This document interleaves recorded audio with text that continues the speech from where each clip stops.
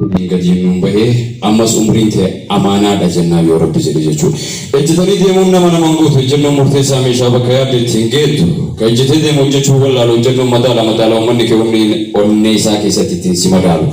Karooraa fi kaayyoon alatti tarsiimoo fi murtii sirriin alatti galmi ka'aniitiin gahan hin jiru bakki ka'aniitiin itti gahan hin jiru. Karoorri hojiirra oolu tokkollee hin jiru.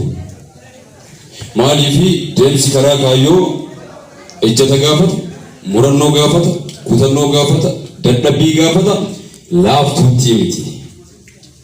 Hedduun warra aartii Islaamaa keessatti shoora guddaa taphataatiin hin turanne yoo ka dubbannu taate laaftuutti as hin geenye. Ispeeshaalii waa'ee dhimma afaan Oromootiin wal qabate afaan kaleessa teeppii cabsa, raadiyoo cabsa. Bara dheeraadhaaf akkas jedhamaatiin hin turre sun gadaa saanqaan siqiqii saaqamee sagalee rakkataa sagalee lallabamee dhageettiin dhabame san keessa warri akka Dr. Sheikh Muhammad Rashad Abdullee, warri akka Sheikh Bakri Saabaloo kan biraas hedduutu jira. Afaan kuni dhalli kun ittiin haa dhaga'u, diin Islaamaa kana afaan dhaga'u kanaan haa hiikkatu jedhanii warri hiikaa turanii fi warri waa hedduu laaftuutii miti kaasgee.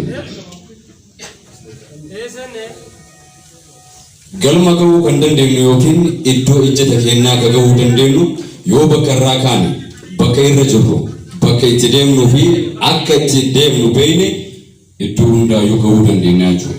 Namni baay'een isaa aartii yoo jedhan aartii garuma sirbaa fi ragadaa fi dhiichisaa kanatti achi qaba.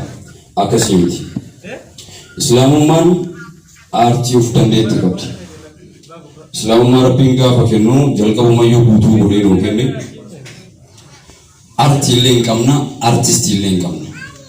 Artii fi artistiin immoo ija uummataati. Masakamuun qabdu dhugaa manamaati. Hojiin artistoota maali?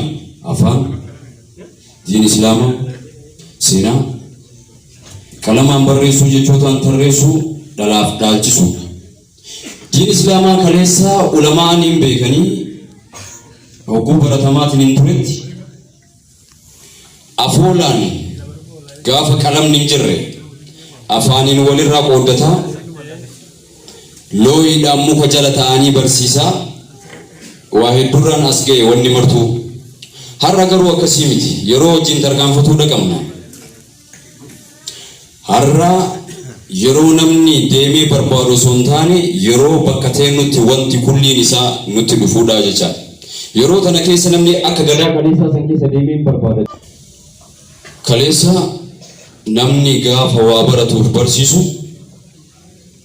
deemee barata deemee barsiisa. Hadda garuu fedhii isaa irratti hundaa'a jechuudha. Taa'ee barata, deemee barata, taa'ee barsiisa, deemee barsiisa. Sadarkaa addaa kana keessatti maaliif fedhii isaatu murteessaa jechuudha. Gadaan keessa jiru waan akkas ta'eef. Yeroon keessa jiru yeroo addunyaan gamaaf gamanaan waa hedduu keessatti dhiibbaa fi dhibdee hedduu gaggeessaa jirtu keessa jirra.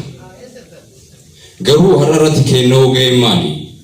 Munshid Muhammad Sadiq Sheikh Abdul Jawad dhibbaa fi dhibdee hundaaf katabee lallabee hurruma yaada aartiidhaan tartiibessee walaloon dagalchee yeedaloon daagaa fi ardaagatti tolchee mi'aa damma jechuun har'a gurraan nu ga'uuf deema. Maal jettanii? Allahu Akbar. Allahu Akbar. Amma xiqqoollee taatu waa nyaannee dhufne fakkaannee jira. Galmi ariifannaan gahan hin jiru isiniin jedhe reefu. Maalii fi tun isinii haarawaa osoo hin taane dargaggeessa akka kiyyaa warra ana duubaa warra ijoollummaan harkaa qabduuf jedhe namni kaleessaa maal keessa akka ce'ee as ga'e hin beekna. Namtichatu salaatuuf masjida dhaqe jedhan.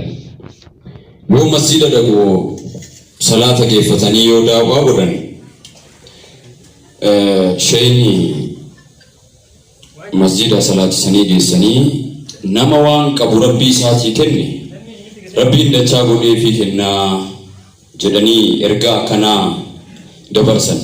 Namtichi wayituma kana waan tana dhagahee kufa caccaba akka fiigu manatti gale. Yoo manatti galu jibicha tokko qabanii haadha warraa isaatiin sheeyni baradha masjidatti nama waan qabu rabbii isaatii kenne dachaa godhee rabbiin deebisaa fi jedhanii yoo jibicha kana kennine hoo jennaan kuni waan gaafii qabuure jetteen. Yaadni isaanii maal isiisan? Jibicha tokkocha kennanii jibicha lama fudhatuudha beeka. Sambooda rakkoon qabu haa kenninu maarree kun waan itti mari'atamuu miti jennaan kennanii gadi eegan jibichi tokko lama godhanii argatuu miti tokkochuun jiru gadi eegan hin jiru jiddumatan abbaa